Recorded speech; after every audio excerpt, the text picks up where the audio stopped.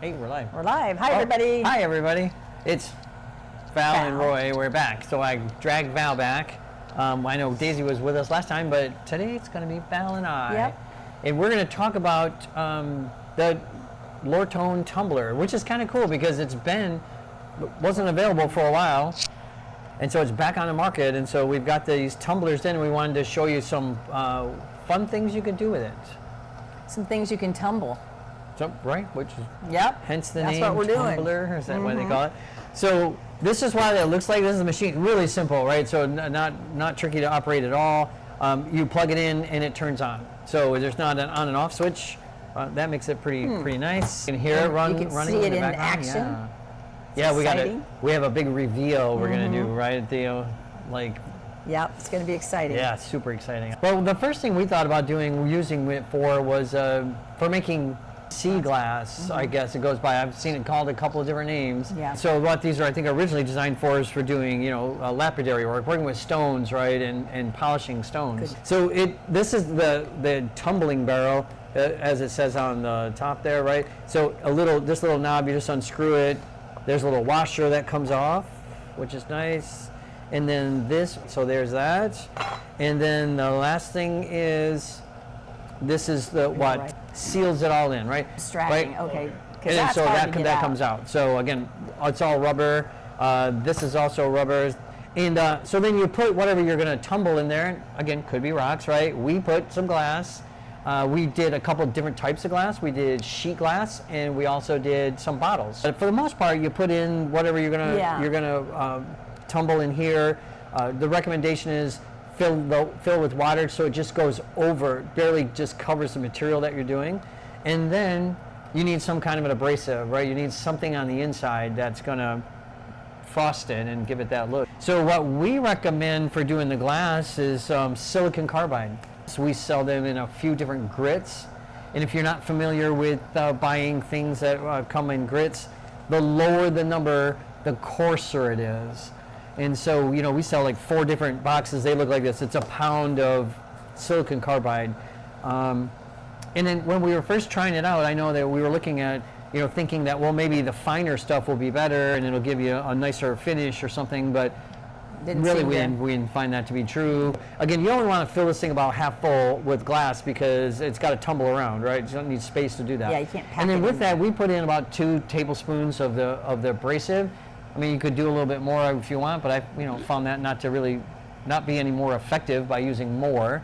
And then, as I mentioned before, fill it with water till it just covers the glass, and then close it all back up. Set it on. If you can see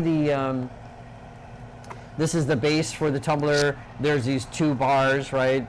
And then when you turn them on, one of the bars is spinning, and that's what actually, when you put the barrel in there, it just rotates on that. As you can see, the one that's going, and this goes back on, and you just tie it down. And you really don't have to screw this super tight because of that piece that we put in there with that metal piece with the rubber on it, seals it up pretty good.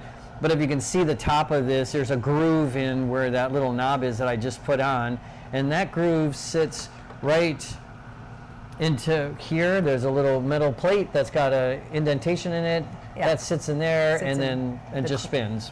I think the longest we did was, I did the bottles in a day and a half, so it was not even 48 hours. It softened all the edges on these, which is, there's nothing sharp at all on that, right?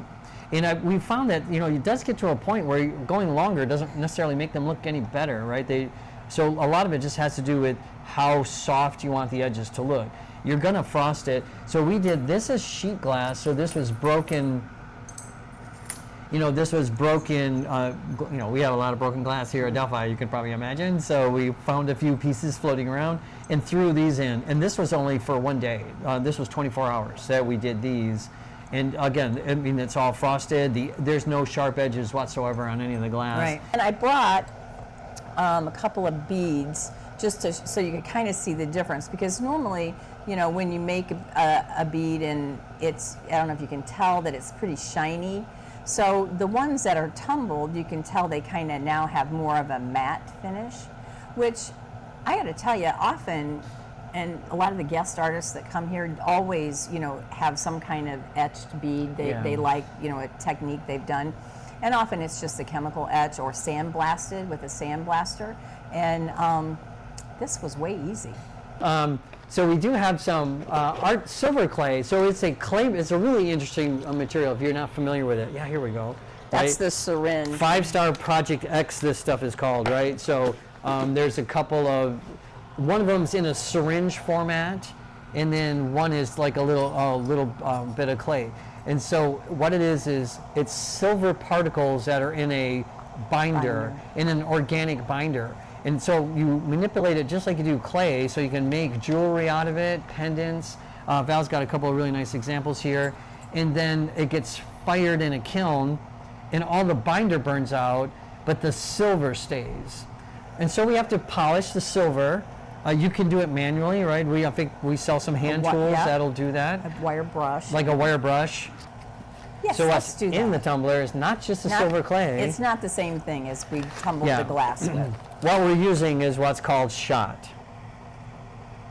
And this is stainless steel, pieces of metal, wide variety of kind of interesting shapes. So they're not all the same. If you can see that, some are little round balls, some are kind of cylindrical looking. And then we put just one drop of some kind of dish soap, and you just want one drop. Because what that does is it kind of breaks up the tension a little bit and makes things slide around a little bit easier. And we think it's a more effective way of working with the silver clay and getting that to look shiny. Okay. So it just opens up, right? So again, same deal that we did last time. So this unscrews. There's a washer here that comes off, this cap. And then this is that inner piece that fits in there that you do have to kind of, rock out a few times. If you look on the inside, I told you I put one drop of the dish soap in there so you can probably see the little bubbles that occur. And then or we could have just kind of pawed through it too to try to find where the silver is at, right? But this one really has that chalky coating off of it. So otherwise, I think we probably covered all that we had to say, right? And then as always, like I said, if you got questions later on, reach out. I mean, we're happy to answer them. We would love it. We would love suggestions. Yeah. But otherwise, until next time, we'll see you guys then.